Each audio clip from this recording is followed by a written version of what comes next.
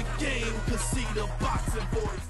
Welcome back, gang, for the first time and hopefully many more to come. Don't forget to subscribe to the YouTube channel and click on the notifications right here, this little bell, so you can get those emails every time we go. ThaBoxingvoice.com live here with WBC champion Deontay Wilder. It's that time. We made a second trip back to your camp and we got our Patreon family questions. First one's coming from Ron Goodall in the Bay Area. It says, growing up, what were the most inspiring boxers you knew? Background story, their struggles, etc. I mean, growing up, coming from Alabama, it was all about football and basketball here, so I didn't really see too much boxing on TV or whatever growing up. For one, we didn't have no cable to even watch it, so it was useless to even if a good fight was coming on, we weren't gonna be able to watch it. But you know, our mind was on football, basketball, because that's what the city was hurrahing about.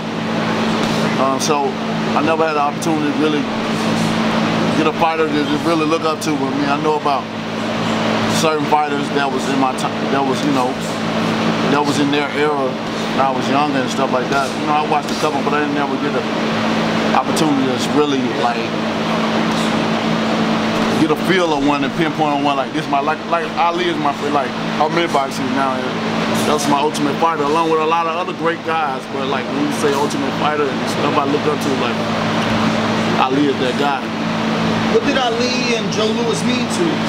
I mean, Ali and Joe. Well, Ali, you know, for him, it's about what he did in the inside of the ring and also what he done on the outside of the ring. You know, on the inside of the ring, he told it like it was. You know, he would taunt his fighters, he would tell them. You know, he spoke it, he believed it, and he received it, you know. With Joe, and outside of the ring, you know, he stood up for his rights. He stood up for the unjust. He stood up for the voiceless, you know. He expressed himself well, and he meant what he said. With Joe Louis, same thing. Joe Louis was a great guy, you know. They did him wrong. I feel they did him wrong with the Texas situation and the things that he did for this country. You know, him going through so much adversity. You know, back in those times there was a lot of discrimination going on. He was very racist at that time. I can only imagine fighting in his era. You know, coming up and trying to be a heavyweight champion of the world.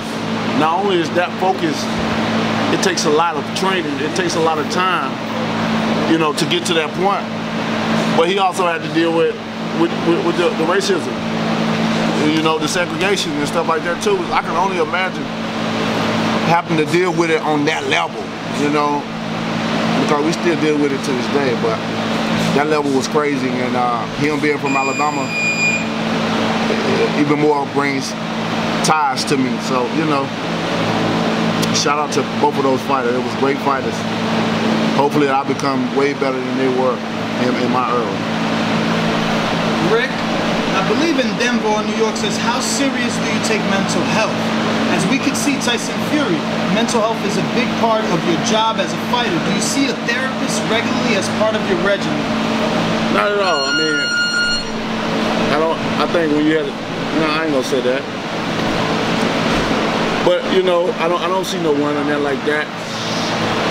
Mental health is very serious. I mean, it's a common thing. Everybody go through some type of mental illness, man. I don't care who you are, how much money you got, how much things you got in your life, what you got going on in your life, man. Everybody go through some type of mental illness, you know, with the mind and stuff.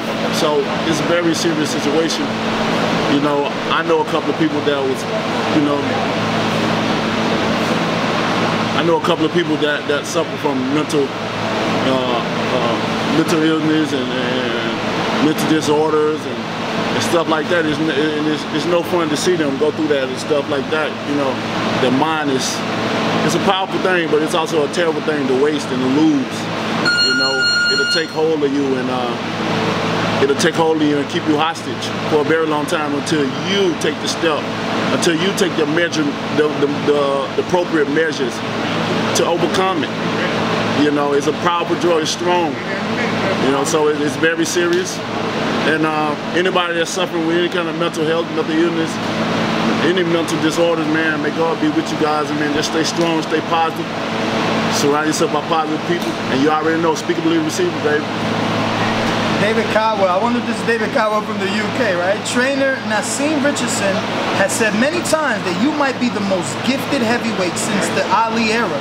Even though you may not be technically where hardcores/haters think you should be, how much better, if at all, do you think you may have been if you started training at a younger age? Oh man, if I would have started training at a younger age, man, shit, who knows, man? I mean, the way I feel now about feeling I'm the best in my division and how I speak it and how I believe in me, man. Just imagine if I was that guy that started when I was young, man. That'd be crazy, man. It'll be real crazy. I think I still have the same power because power you can't teach. You know, you can develop strength, you can train to develop certain things, but this power I have, you can't teach. You can't teach what I have, what I possess. You know, either you're born with it or you're not. And those that are born with it and those that have a true talent, they'll understand that certain things are just you born with it. You're blessed with it. And that's one thing I'm blessed with. Christopher Riley says, in my opinion, if you defeat Tyson Fury and Luis Ortiz, you should be Fighter of the Year. Oh, man. Does Deontay share the same sentiment? Say it again, say it again. So you think with this win you should get Fighter of the Year? Man, well, you know, Fighter of the Year is based off of your performance. So shit, we still gotta fight. We still gotta fight, so that's still to be determined. So, but you know, the matchup itself, just making the fight, me and Fury, you know, that right there speak volumes or something. You know, if it was a let's say if it was a certain type of award that we could get like, that would be a great award to get for me and him fighting each other, like the best in the heavyweight division award. You know, I don't know, man. I'm just trying to make up some shit now. I don't know, man. Oh man. Yeah, okay. But it's a good fight, man. It's gonna be a great fight. December 1st, you don't want to miss it. If you ain't gonna be there at the Staples Center, you better click it. He says also, why doesn't Mark Breland and Jay get mentioned as one of the top boxing trainers? I mean, I don't know. I mean, I've asked myself that before too, and you know, I've discussed it with them as well. I just brought it to them, like, but they don't care. You know, we're a team that we don't care about what people think or what they say or whatever. You know, my team is great, man. My trainers, man, they're not a trainer that goes out and try to be seen. You know what I mean? It's a lot. My trainers just laid back. They don't talk. They don't say much. They don't try to defend their work. They don't try to compete against no one. They don't try to be in the limelight, man. They just don't care about that. All they want to do is train me, you know, and that's it. You know, they like me. They like for me to be in the limelight. Like for me to, you know, have all that. You barely see them speaking at the press conferences. You know, you see a lot of other trainers speaking at the press conference. They want to get what they got in to say. Mine don't, man. They never have, though. Never have. And you know, we never will. They just tell us about our character, man. You know, everybody's different, though. We're not knocking the trainers that, you know, go out and do their thing, because, you know, they put their hard-earned work into a person, you know. So, you know, it's okay to get acknowledged and be out there, but, you know, you got someone that just do it to get famous, and you got the promoters like that too, that want to be in every interview, want to talk, want to say, you know, it all depends on that person, how they feel that they want to be exposed and known, whether it's for personal use or business use. I mean, you know, but I love my team, man. And they love me, and it's a great team. Rob Weatherall, aka Robbie Hearn. Why will you only accept 50-50 split with Joshua when you know winning that fight makes you the undisputed heavyweight champion of the world and becoming the man of the world in boxing? You have said it before that it's not about money. What was good? Why would I accept it? Why will you only accept 50-50? Oh, why would I only accept it? What If I ain't 70-50, if I ain't 70-50, I'm after this. I'm gonna just put it like this: after this Fury fight, you know, after this Fury fight, shit. For me, in my mind, shit, fuck 50-50 is 60-40. You feel me? Wait. It's 60-40. But to make this fight happen for the fans, I'm willing to tell 50-50. That's the difference. And it ain't gonna go no lower than that. I promise you that. Ron Goodall in the Bay Area says, currently you have beaten Rocky Marciano and Jack Dempsey in title defenses. Beating Tyson Fury would tie you with Jack Johnson in title defenses. What does that make you feel?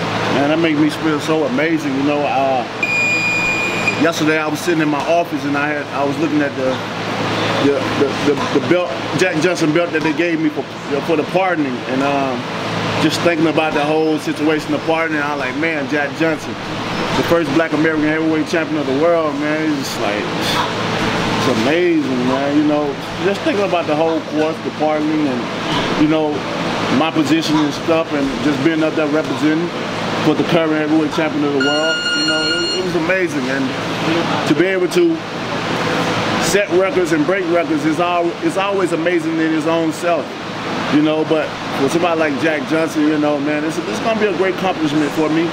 It's gonna be proud for me, and if he was here today, I'm sure he'll pat me on the back and say I'm proud of him. Ryan Mesa, aka Dempsey in California, says, at what age did you realize you can hit a man with one shot and put his lights out? Well, I've always been strong, you know. That's one thing about me. I've been strong all my life. When I got into boxing, when I started knocking guys out between 15 and 20, I think it was between 15 and 20 bouts. That's when either it was 15 to 20 or somewhere up now. I say 12 to, shit, man, 15 to 20. I started knocking guys out just in a row, all the time. I'm like, damn. You know, I knew I had the power, but this is boxing, is a different technique than street fighting, you know what I mean? And that was in my mind, but when I started doing it continuously, like I was like, yeah, I got something in this sport. I'm strong, you know, I'm doing all the right things in this sport. My power is ridiculous in this sport, so, you know, that's when I really discovered. But the crazy thing about it, though, dealing with my power, although I'm very confident in what I'm capable of doing with it, I still it still surprises me every time I knock a fighter out. Although I speak it and stuff, I believe it's happening, but I still get that like wow moment, that shock. That I guess I'm a fan of my own knockouts, you know, just to see these guys go on the canvas and see their body trembling and shaking or seizing or me breaking something or whatever, like, or they all looking like they're dead. You know, that's a. I mean, when you're the fighter, you're the guy that's doing it. That's exciting.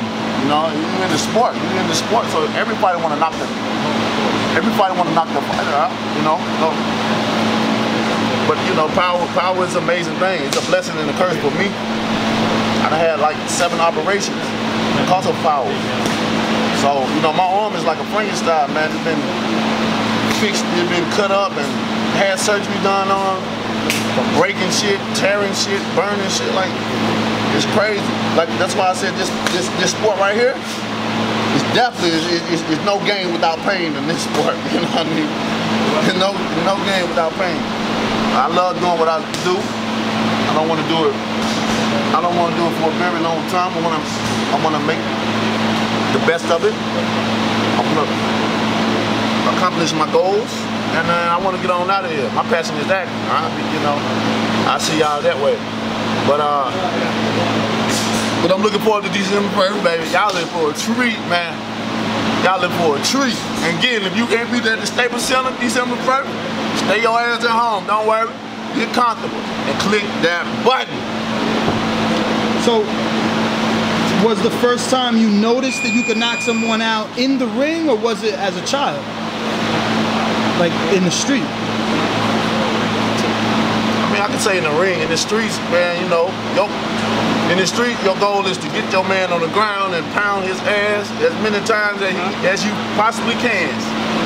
And if he move, you keep hitting him again until he don't move. And he better play possum. That'll be good for him because the next step is the stomp move. You know what I mean? And that's basically street fighting. But in boxing, it's different. In boxing, you gotta have some type of technique, some type of skill. You know, it's the sweet science. You know, and when I say punching power, realize I can punch people up. That's what I was talking about, like between the 15, 20, somewhere up in there. Because you know, street fighting and boxing is two different things. You know, I don't really dwell too much off knocking guys out in the streets. I mean, you know, but boxing is where it counts. Boxing is where it counts. Rob Weatherall, aka Robbie Hearn, which fight is bigger for your legacy, Fury or Joshua? Fury. Ayers Joseph says, what type of sparring sessions are you going to be doing, and what partners that can mimic Tyson's speed, footwork, and boxing ability to get you prepared for his fight? Well, I guess you'll see all the partners on this footage. Yeah, they'll see all the partners. Y'all see all the partners. I got a lot of great guys in here. Everyone got a part to play, and they're doing a great job. You know, for the first week of camp. First week of camp is always we slow, then we get up in the middle, grads, and then start declining. You know, heavyweights and stuff like that. So that's why most of the time the first week of camp and stuff always slow. It's always shorter rounds, and we gradually pick it up and stuff like that. So, you know, but although it's shorter rounds, it's active, it's live. You know what I mean? They come and try to do what they do, and that's what we do. When I bring guys in, I build a family-oriented type of group. Most of you guys have come back and forth. Some is new, but you know, most of the time when they come and they do what they got to do, they always come back because we build that family, and people love to come. They love to come to my campus. You know. Evander Holyfield says you have the same power as the great Mike Tyson. But as Tyson was beat by certain great boxers, do you believe you have more power as you haven't lost and carry your power to the later rounds of the fight? I mean, who knows, man? I'm just blessed to be able to have power in general, man. I don't, you know, who hit the hardest, and I don't know. I don't know. You know, I know one thing that I definitely can carry my powers in the later rounds. I'm born with it. Like I said, it's nothing that was trained of me. It's nothing that I had to just build up. I'm born with it. I don't have to lift no weights. I don't have to lift nothing. I don't have to do nothing. I got it. It's born with me. No matter what, I can sit down in the wheelchair and hit your ass and knock you out. Like, I'm just born with it, bro. You know. And I thank God for it. Like I said, it's a blessing and a curse. It brought me a lot of money, but I also just spent a lot of money. And I ain't talking about, you know, for myself as far as medicals and stuff like that, going through different procedures and stuff like that from breaking it and stuff. Like, that ain't the fun part. The fun part, of course, knocking them out, getting your money, but the frustrating part is recovering from a broken arm. Imagine your arm broken hand, broke arm, torn bicep. Shit ain't fun when you gotta be like this all day. Somebody in your face trying to knock you out. It'll make you. Got somebody out. It'll make you want to smoke some weed, man. You got your arm like this, man. Shit, I'm like, yeah. Do you believe, other than your obvious devastating power, your endurance and athleticism is the reason that you can retire undisputed, unified, undefeated heavyweight champion? Almost definitely. My athleticism is crazy. You know, it's crazy because I'm 6'7", and I can do a lot of stuff at 6'7". You know, being athletic, being physically fit, being agile, hostile, being mobile, having the heart of a lion. You know, I always say I'm a king. So, you know, but also a big part of it is the confidence. The confidence that you have in yourself, being able to do certain things or whatever. You know, without the confidence, not being able to think you can, then you won't. If you think you can, then you will.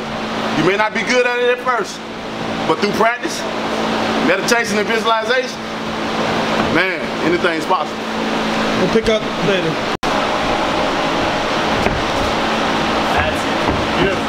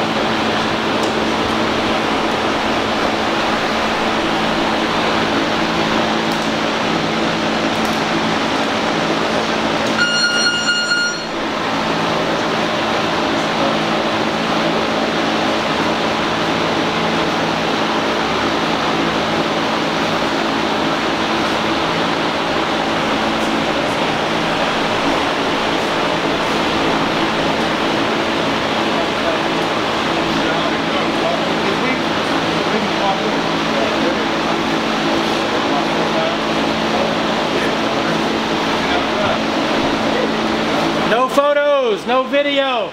No coaching, no cheerleading.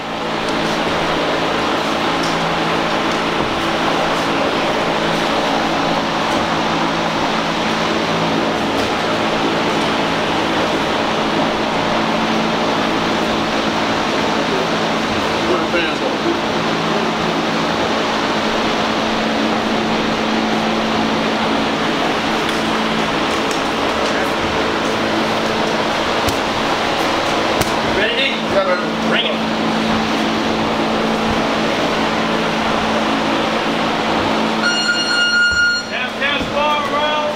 What is up, TBV family? Yes, YouTube has been cutting funding to their channels as of late, and with net neutrality going through its process, the internet is changing. If you want to keep your favorite channel intact, coming up with tons of content, and plus get hours and hours of extra content, head over to patreon.com/ThaBoxingvoice to become a member of the TBV family and help support the channel. Peace.